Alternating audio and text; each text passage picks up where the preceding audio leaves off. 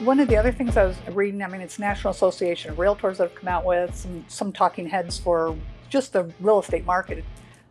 There's beginning of the year, they were saying that we were going to see a 17% increase in homes this year for 2022. They've adjusted that now. So now they're saying 9%. I think the first 4 months we were at 19%.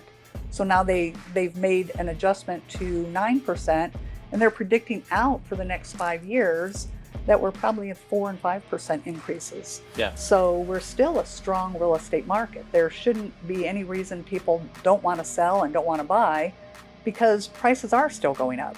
We're still strong in real estate, and what better place to put your money than? Welcome to the Uncensored Real Estate Podcast, where nothing is off limits. If you're interested in buying, selling, or investing in real estate, and you want to learn some of the insider secrets and uncensored truths from the true professionals in and around real estate, you've come to the right place. Now, let's buckle up for the uncensored truth about real estate and join your host, Brian Cardenas. All right, everybody, welcome again to another episode of the Uncensored Real Estate Podcast. Thanks for joining us today. Remember, on your podcast platforms, to get out there and subscribe, like, get notifications. And if you're on YouTube, please subscribe there. And we want to bring in a very special guest today to talk some more about what's going on in the real estate world. As we always say, nothing is off limits. And so I wanted to bring somebody in here who really knows what she's doing, has been doing this for a while. And that is Susan Salamone with Max Excalibur. Thank you very much for joining us, Susan. You're welcome. Thank you. And you just mentioned before, like when you started, because some people don't like to say how long they've been doing this, but Right. I think we started in the same year, it sounds like, 1992. 1992, yeah, long time. So I've seen a lot of the ups and downs, as you have. Yeah, there's been lots of changes in the market. It's interesting doing a podcast because the date that you record it and the date that it actually gets released, if you're not releasing it like the same week, the market's totally shifted and something right completely different. So what are you seeing out there? I mean, what's the latest thing that you're seeing that's going on that's changed even from, a month or two ago? Okay, well, the amount of homes that are coming on the market, we're almost at 17,000 as of last night. Whereas a few months ago, we were about 3,800. So that's a huge difference. But we're still a seller's market because with our population, a balanced market is probably about 30 to 35,000 people. So we still are a seller's market, but we're not so strong as to sellers can think they're going to get over asking price. They really do need to be competitive now. Because we're seeing more and more homes come on the market every day. We're also seeing, I just saw a stat this morning, 25% of homes fell out of escrow in June. Yeah, that is crazy. Yeah, so some of it is people, because of the interest rates, maybe didn't qualify, but also inspections. You can't tell a seller or, a buyer anymore that you're not going to do repairs. You have to be open. Your house has to shine. We're back into the competition. So that's the thing that's really different is that, for the last 2+ years, probably about 4 months into this year, it was completely controlled by the seller. Oh, yeah. Buyers were having to waive inspection contingencies, sometimes waive appraisal contingencies, take properties as is. Yeah. And obviously, we've seen the change. People in the industry have seen the change.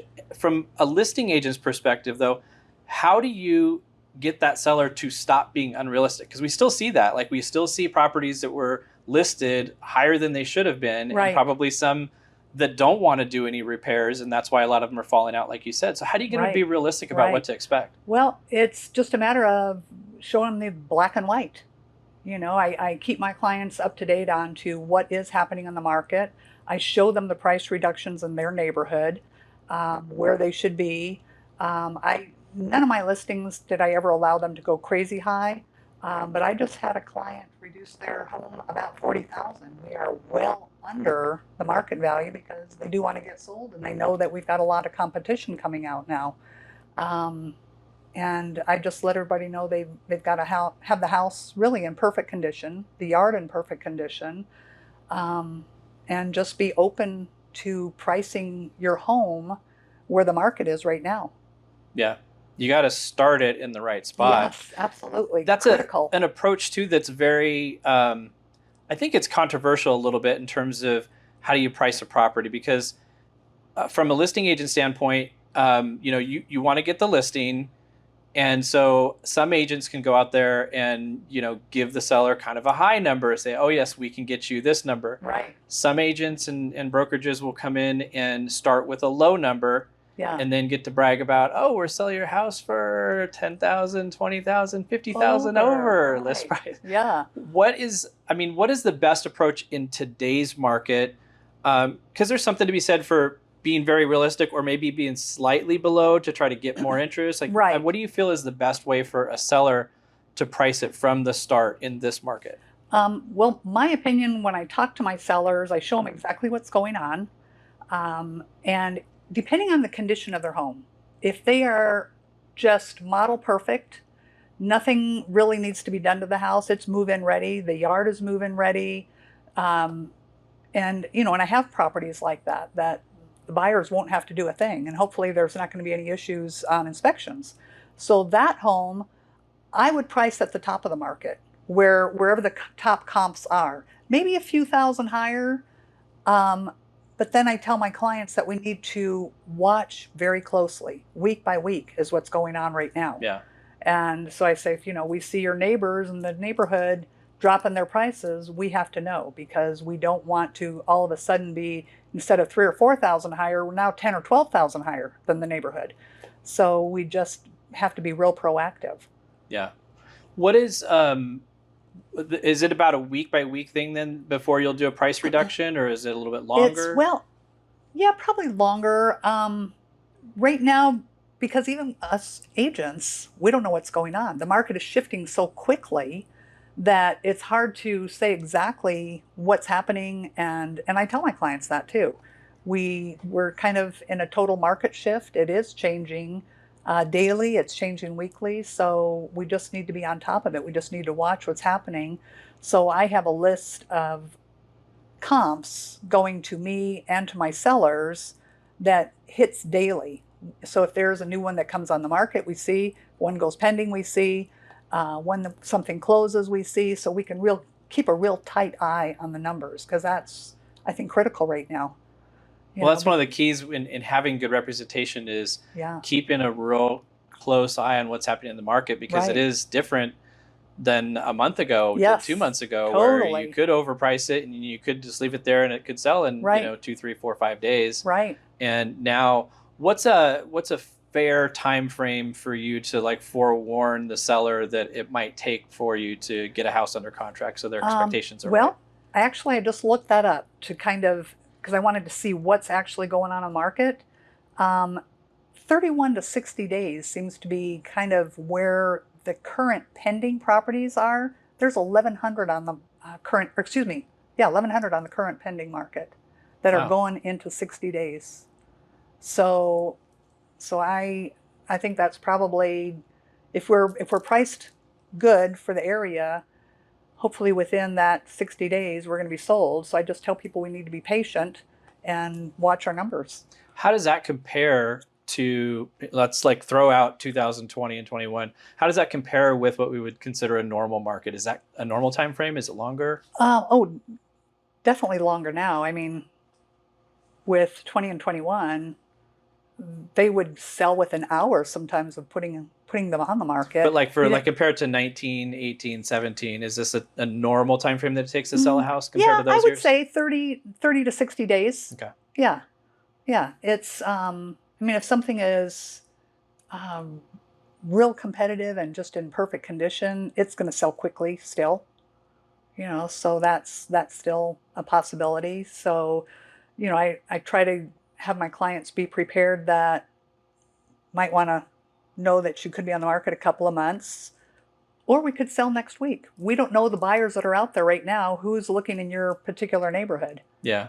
And there's a big difference in price ranges too, as far as the activity level, the time to get under contract, isn't there? Yes.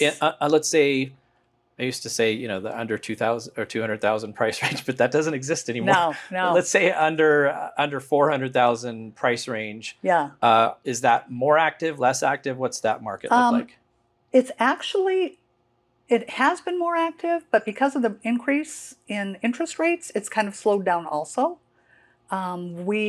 Because 2 months ago, really anything under 500, within that week, they were gone.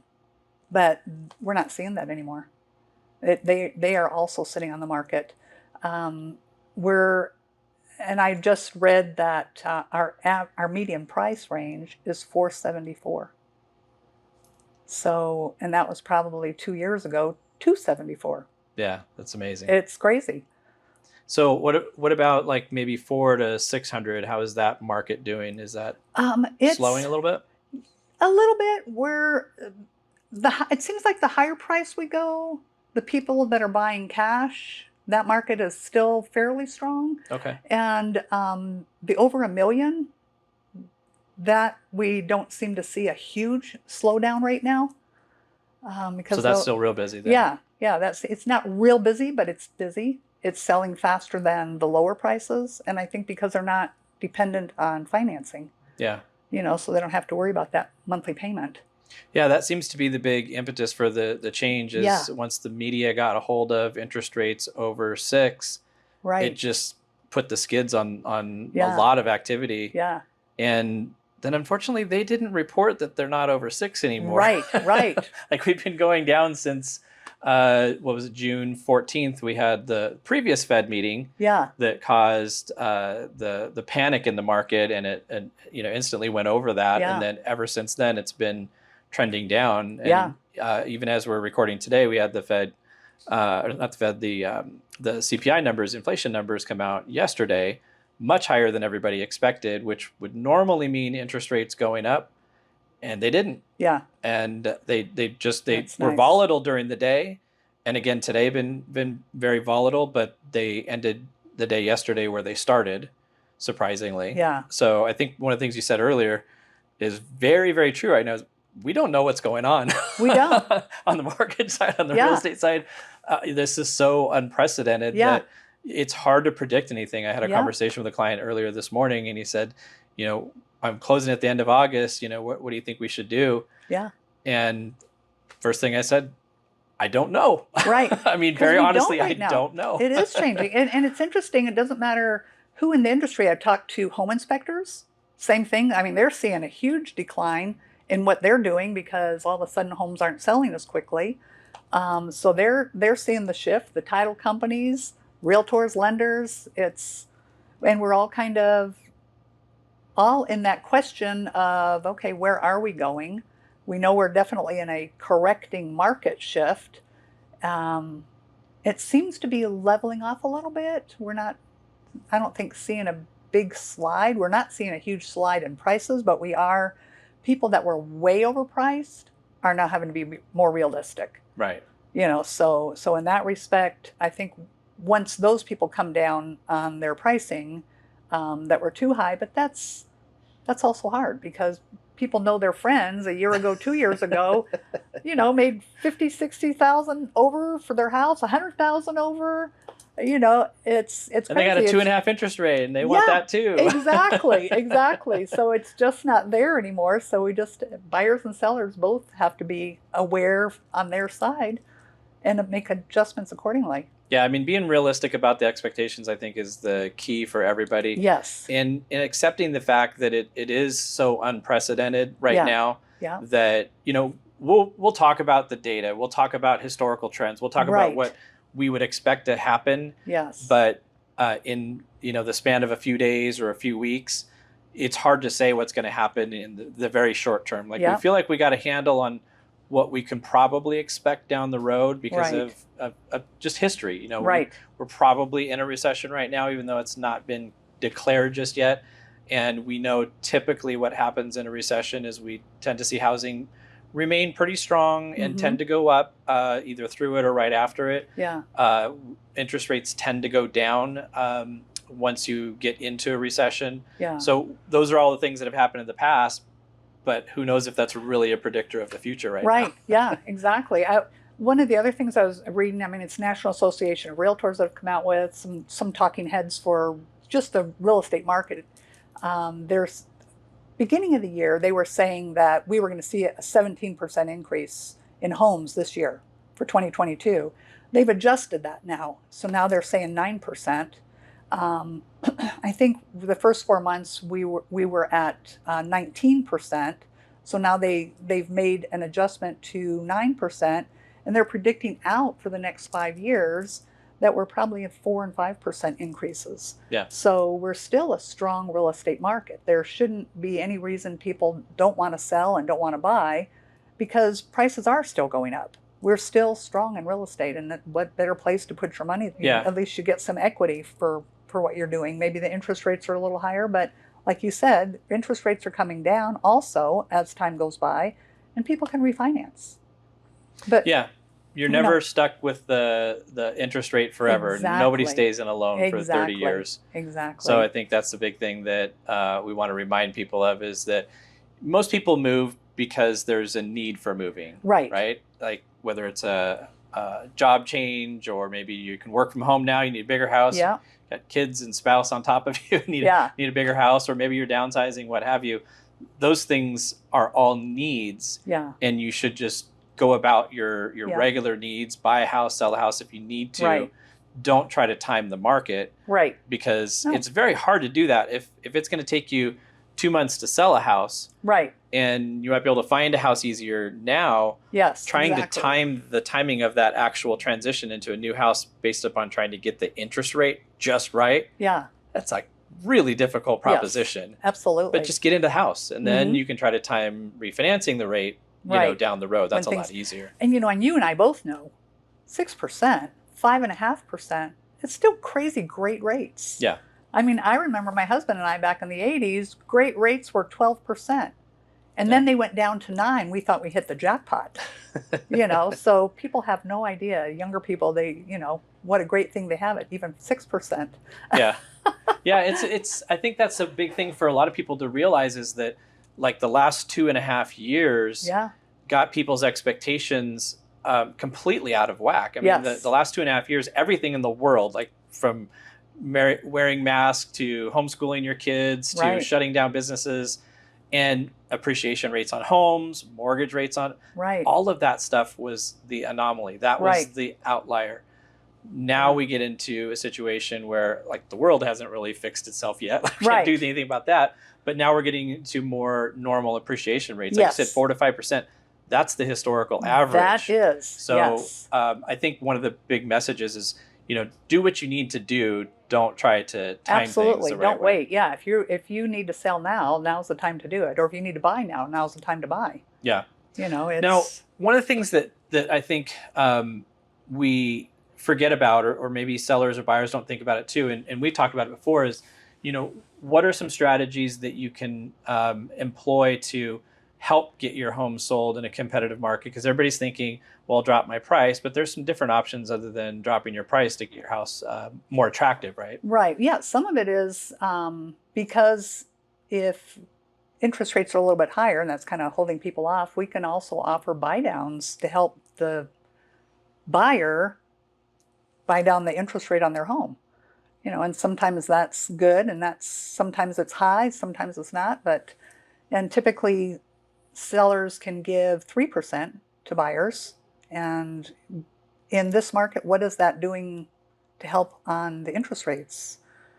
Yeah, I mean, it's still kind of changing. It's a pretty big drop if you're able to get that much from the seller. Yeah. And it's different day by day. So, I hate to give an exact figure, plus the regulators will probably come get me. But it definitely helps. Yeah. But yeah, no, it's a big difference. It's usually a big drop. I mean, we price them out, and depending on your price range, there's, I would say probably about a 150 to 200% difference in the monthly payment change, comparing it to how much that payment would change by just dropping the price. Right. So it's 2 to 3 times sometimes as much of a difference. So it's huge. You have to go through and work the numbers at.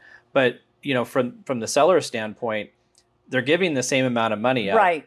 Right. It's just allowing the buyers to allocate it to something that's going to have a bigger impact on their monthly payment than a price drop. Exactly. So what about when people are hearing the advertisements out there? I think that's a big pet peeve of mine, is there's all these advertisements out there from real estate brokerages, saying all these different things that they can do. Like, I don't know if anybody's truly getting a house sold in 72 hours anymore. No. There's all these promises now that they've got all these buyers and that's going to get you a higher price. Just give me your feeling on that stuff. Like, what are some of the things that the consumer needs to be aware of when they hear that kind of stuff being advertised? We're all in the same market. Doesn't matter what company you're with. We're all working with the same pool of buyers that are out there. Not one agent has more buyers than the other. I don't care what they say. There's not a secret stash of buyers that only one brokerage has access to? No. Okay. And, Amazing. Yeah, exactly. And we all have websites that people can go on. I have the same thing. They can go on. They can sign up as a buyer, get lists of properties. We all have that. That's not one person who's advertising that they've got that hook on the market. All of us agents can do that. They can sign up on whoever is their favorite agent. Just go to their website, sign up and look for homes on their website. All of us have that capability. And so that's not any agent that is special that's doing that, because we are all working with the same pool of people. Right. Yeah. What about these ads now that we're hearing about people being able to see homes on a particular website before anybody else can see them? Can you tell me what that's about? I have my suspicions, but since I'm not a realtor, I don't know for sure. I don't 100% know what that is about, unless they've got more coming soon that they're holding back on. But yeah, I've heard that too, and I can't honestly tell you where they're coming from with that. What are your suspicions? Is that they're featuring coming soon listings and making That's the people only feel thing like I can figure. That it's coming soon, so it's not on the market. Yeah. So here, come see all these properties that are not on the market yet. Yeah. But the reality is, for the consumer to understand, is those are in your MLS. Oh, yes. And they're available in your searches to everybody. To everybody. Yeah. Coming soon is, sometimes a matter of a coming soon home. The seller is maybe wanting to paint something, wanting to clean up, maybe fix up landscaping. So they'll say, well, give me a week, give me 2 weeks. And so we just throw it on the market, coming soon. This is the date you can start looking at it. So is that the key? Is that you're just not going to show it until it goes active? Yeah, and That's occasionally some agents will show a coming soon if because I've actually done it. There's no rules against showing it, not showing it. So if I have a coming soon on the market, and I have an agent that says, hey, I've got a client that's in for the weekend. I see you're not going on the market till this day. And I said, well, let me call my client. Let me see if the seller, will let us come through, because they were just doing a few little touch-ups. And in most cases, the sellers are very happy to let you come through, even though it's on a coming soon. And I think that's a good message, though, for people to understand, is that just because something is listed as coming soon, it doesn't show that it's technically active. That shouldn't make you hesitate from either trying to see it or making an offer on it, because some people might not take advantage of that window of time before it goes active. Right, and you absolutely can. You want to buy a house, but high interest rates have got you down? Take the rate challenge and send us a verifiable loan estimate from another lender, and we'll beat it and pay for your appraisal up to $600. Here at Give Mortgage, being powered by U Mortgage allows us to provide you with unmatched speed and efficiency and the best rates and fees in the market, all while delivering you the concierge level service you deserve. We want you to have an experience getting a mortgage that you'll never forget, and not because you got put through a meat grinder to get it. At Give Mortgage, we give great advice, we give the best rates, and we give back to charity. Visit us at www.give-mortgage.com or call us at 480-331-4684 to schedule a free consultation to see how we can help. What about one of the things I've kind of seen a little bit of coming back, since sellers have to make their properties shine. They've got to be in good condition. Just having something that's dilapidated and trying to get the top of the market, just not going to work anymore. Not going to happen. What do you feel about both having a pre-listing inspection and then a pre-listing appraisal? Tell me your feelings on doing those things. I like the pre-listing inspections if I go to a house that looks like maybe it's kind of worn, might need a lot of repairs, then I will recommend that you might want to have an inspector come out and do a pre-inspection, see what kind of issues you have with the house. Even though you live here, you might not be aware of what's happening. And pre-appraisals, I haven't done that recently, but because the way our market is changing right now, it's probably a good idea.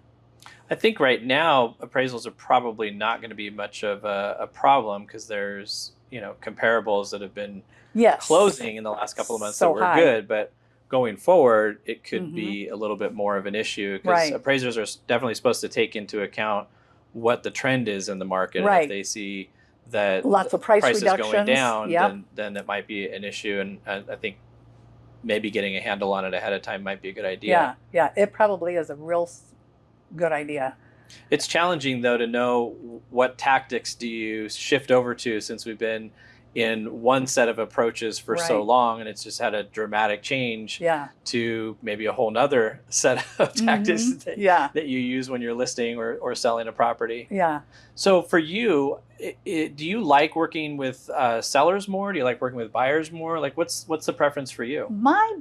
It's kind of interesting. When I look at my business year after year, it's almost split right down the middle, buyers and sellers. So I've never had a year where I'm like 75% of one. I'm usually somewhere, 50-50, 60-40, it's, I guess, just depending on the year. The last 2 years, probably a lot more buyers, just because people have been coming into town like crazy to buy, than having as many listings. So, but besides the last 2 years, I'm usually fairly even, and I like both sides. I like helping people move on out of their home to where they're going to get to, and I love working with buyers, helping them. Helping buyers is probably more exciting, to get them into what they're looking for, and especially when I have properties going and I know what they're looking for, and I can make a phone call and say, oh my gosh, I just found a house I think is going to be perfect. Let's get out there and look at it, So buyers are sometimes a little more exciting part of the business, but I enjoy both. Well, it probably gives you a really good perspective, having a pretty good balance of buyers and sellers, because you can see it from the listing standpoint, what's going on, and then also see it from the buyer standpoint, because there's a lot of agents out there that really do kind of specialize in one or the other, isn't there? Yeah, oh, absolutely. When I first started in the business long ago, started with a guy who mainly did listings. He did not like working the buyer business. And he was looking for someone to do that. I was brand new. I was probably 6 months in the business, and I thought, okay, let me see what I can do. And I've always been in sales my entire life. And so he loved it. So I basically, worked with him for 5 years. I did all the buyers. He did all the listings. And then some of my buyers would, out of those 5 years, then they would want to turn around and sell. So then I got to do the listings with them. And so...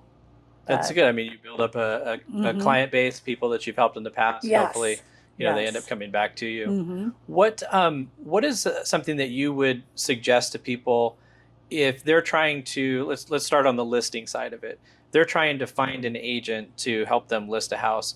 What are some of the things that they can ask, or what are some of the criteria that they should have to figure out who's a good listing agent for them?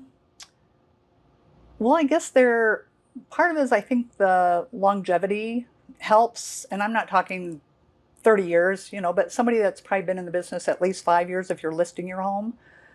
So they've got some experience behind them.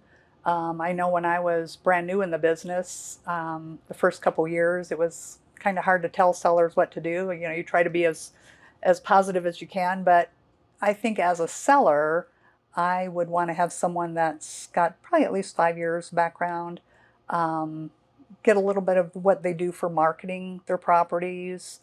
Nobody had to worry about that the last few years, huh? No, exactly. Like now it's important. Exactly. Now it's important. Are they having the homes professionally done, or are they taking their camera and on their phone and just doing that? We still see that, don't we? Yes, it's really bad. And you can see it right away when you look at the listings. Pay for a professional to do it. There's also, companies that, if I have a vacant house, a lot of people can't see a vacant house. They don't understand how their furniture is going to fit. So I use a company, I'll give them kudos. It's called Box Brownie. They're incredible. I just send them the pictures of empty homes. They furnish it for me. Pictures, rugs, lamps, the works. And in the same context, they can also, if I have a house that is not in very nice condition furniture-wise, maybe they've got old stuff, it just doesn't show nice, then they can also remove all the furniture and refurnish it. Oh, wow. Yeah, I had one in Greyhawk I did. It was people in their 80s that owned the home, so it was furnished like people in the 80s. I mean, they're With furniture from the 80s. Yeah, exactly. And I mean, it looked nice. They enjoyed their home, but it wasn't appealing to the people that were coming in, because this was right at 2000, I think, when I did that house. So I just had them remove all the furniture photo-wise, put in new furniture. We made it a little more slightly contemporary looking, and the house sold real quickly. And I also, because people were coming in, I had like pictures made that were like 2 foot by 3 foot, put them in the rooms, because it was a pretty big house. So that way people could kind of visualize, because the old furniture was still sitting there. So I would have the pictures greeting them in front of each room so they could kind of, visualize, because a lot of people just can't. With that, so they're just doing it for the photos then? Yeah. They're not like completely staging a house and leaving it that way? Nope. Oh, that's interesting. Yeah, it really is. It's pretty incredible. Someone told me about it, I don't know, 7-8 years ago, and I have used them ever since. Interesting. It is. It's amazing. You better have the pictures there when they walk in, because they would be very difficult walking in the home and going, wait a minute, I looked at this and this in here. What is this? Right. And, in MLS, you have to show both pictures. You have to show the actual photo, and then the next photo can be the staged. Okay. So you just, show your actual photo, and the next one you just wrote virtually staged. Okay. And so that way people can see the difference. And it helped with that house, because it was a beautiful floor plan. It was on the golf course, but it looked so outdated. It looked so old. And that pictures just made it pop. And it sold, I think, the first couple of weeks or so. That kind of brings in another question about, things that people can do to have a better chance at selling their property. Yeah. And they really haven't had to do so much for the last couple of years, is make those renovations, make those updates, do those things ahead of time. Right. Are there options for people that you work with, for people to go out and get renovations done, but maybe not have to pay all out of pocket for it right up front? Yeah, there are companies that do that, that will take it at closing, renovators. So that's definitely an option. And It's probably more important nowadays to consider that. yeah, isn't yeah, definitely. Especially if your house is dated looking, old colors. People seem to like the brighter colors now, the more the whites. We seem to be getting away from the grays, but some of the soft grays are still okay. Some of the just seems more like the lighter, brighter colors. Not the dark wood paneled walls anymore. Right. There you go. There you go. Interesting. So then on the buyer side, then what are some of the things that they should be looking for in a buyer's agent, or questions that they can ask, things like that? Okay. In a buyer's agent, I feel that they need to have someone that's going to set them up with their lender first, get pre-approved, sit down and talk with them about the contract, what you're going to be signing, review the contract with them so they understand. They can ask questions then, instead of when we're sitting down writing the contract and they're kind of lost. And you just take them through the contract, explain the inspection process.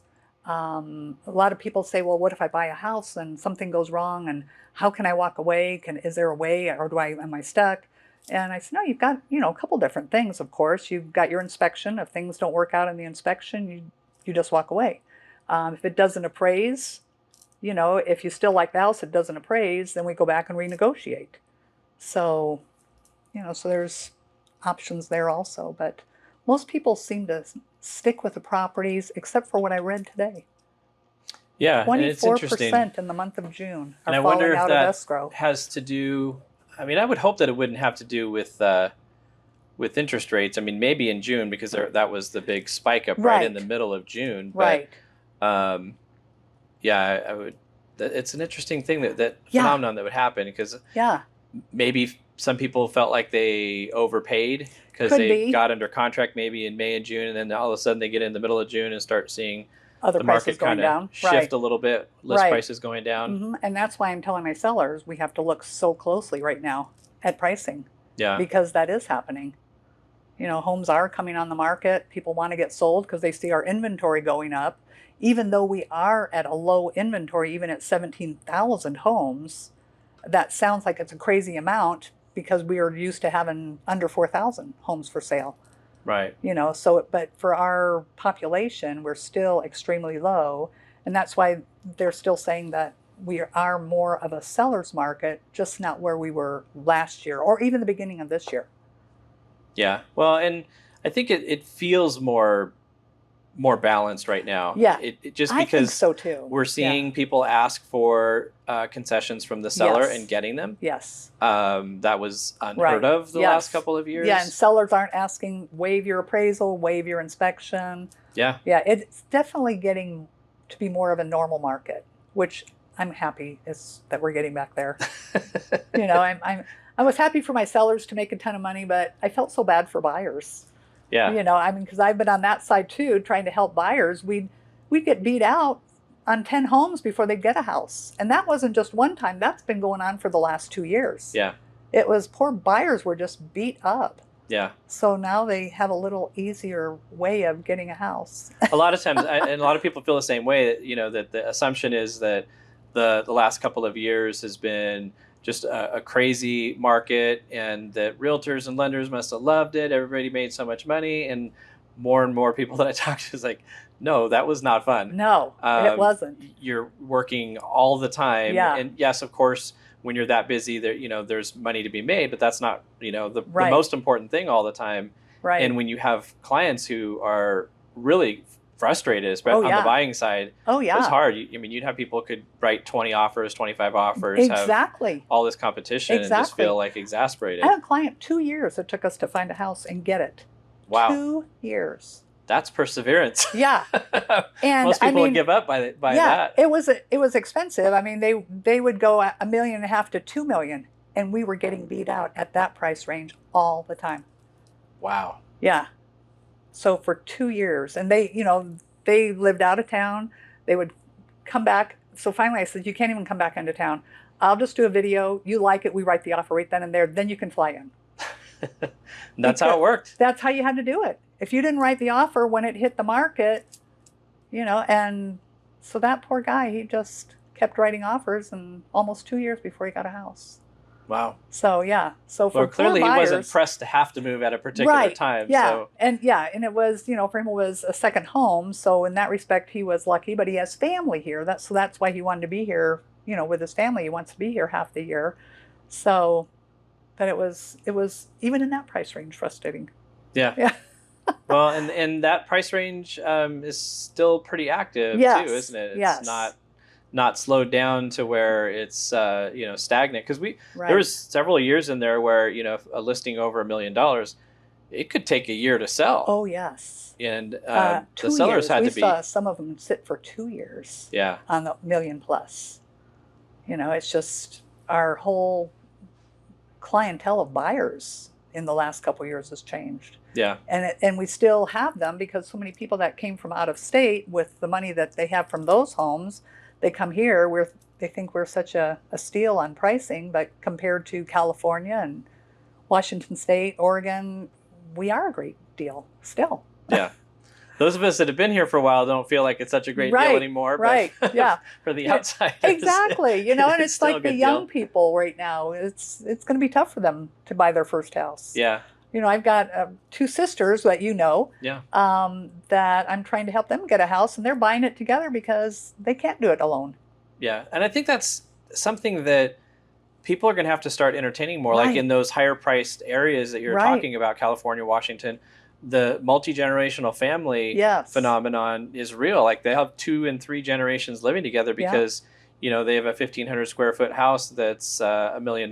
Right. And they can't afford to, at their Right. income level, be able to make those kind of payments. And so Right. you have, lots of people coming in together to go into the houses that are a little more expensive. Yes. Yeah. Yeah, Definitely seeing it's that. kind of a crazy phenomenon, but I think hopefully things will adapt. I think one of the big things that people don't necessarily understand when they see the median price changes, like I saw a post recently where we had a median price decrease for the first time just recently. And when people hear that, they think that, oh, home prices are going down. Right. And, people forget what median means. It's the Yes. middle point between the number of houses below and above that price. Exactly. And so it's more of a function of what segment of the market is more competitive versus a little bit slower, right? Right. And I think that's something that's important for the potential sellers out there to understand is you got to be realistic on your price. Yes. Just because you see the median price go down doesn't mean that your home value went down Right. precipitously, but don't have that expectation that you're going to be able to make, 10% over what it was last year. Exactly. If you bring it down to a more realistic number, you can still get the house sold, right? Right. Right. And our median, they're taking all of Maricopa County. Yeah. So that varies in all the different cities. Yeah. So absolutely. So what would you say right now would be one piece of advice that you would have for somebody that is thinking about selling? I would tell them to get their house on the market. Make sure everything looks good. If something needs painted, something needs fixed, we need to do that. And then just price it right. And that's part of my job is showing them what is going on in their exact neighborhood and maybe like a mile and a half around them. So we have a big picture of the comps. Yeah. What people are asking, what's under contract, what has closed in the last, probably just in the last couple months, because if we look at the beginning of the year, those prices aren't what's happening right now. So kind of shrink your field of vision Right. time-wise and geographically, Right. and just Yes. kind of be laser focused on what's happening in your little sub-market. Exactly. to exactly. be on And we target. just need to keep watching it. Like I said, I'm doing it daily, so we know in every listing that I have, we know daily if something new hits the market, something goes pending, something closes, so we can watch those numbers closely.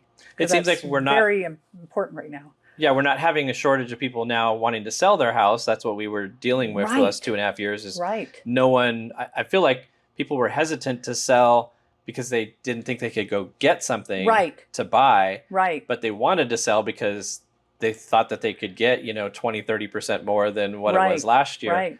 And now it's completely switched over to where we have people who now want to go ahead and sell because they're thinking it's at the top of the market. They want to take advantage of it. Now they hear there's houses that they can go turn around and buy. Yeah. But now we have buyers that market's seem changed. to be a little more hesitant because of interest rates. So if you have Yeah. somebody that's thinking about buying or maybe, was kind of in the market within the last few months and maybe backed out, like what kind of advice would you give? Should they still sit on the sidelines? Should they get out and buy? I don't think anybody should sit on the sidelines, whether they're buying or selling.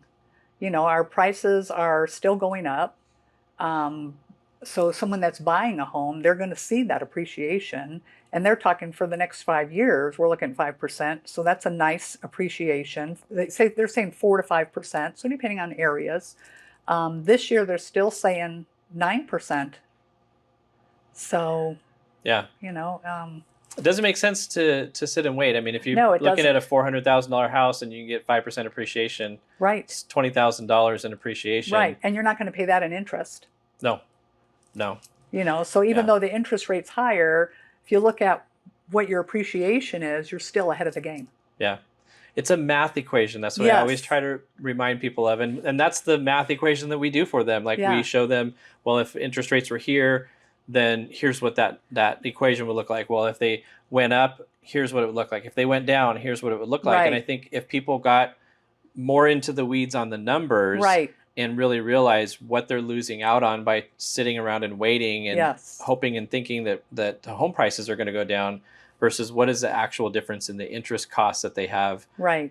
by possibly waiting to see if the rates go down or Yeah. what if they went up. Yeah. I mean, it should come down to that. If you want to buy a house, you want to sell a house, like Do the do math. it now. Yeah. Do the math. And that's what I like about what you guys do is you give them that chart. Mm-hmm. And I love that. And you show them the different scenarios. And I think that helps people realize that the black and white, they can see and understand better. We can talk about it, but sometimes people just don't connect that. Yeah, it's hard to conceptualize in your head just talking about it. Yes. And that's why we do this. We put the numbers down there, and then when you look at it, then it's like, okay, that idea that you were talking about makes sense now because it's going to actually cost me, $20,000, $50,000 difference or whatever. Right. When you can quantify that difference, then it sinks in. Yes. And it's not just listening to people on TV and the talking heads telling you what's going Scaring on. people away because interest rates are going up.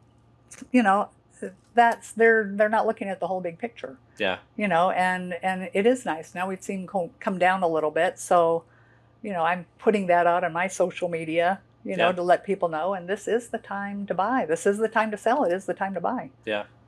So the moral of the story is stop listening to the media, turn off your TV. That's right. And do what you want to do. It's your life. Live your life. Exactly. Don't pay attention to what everybody else is saying. Exactly.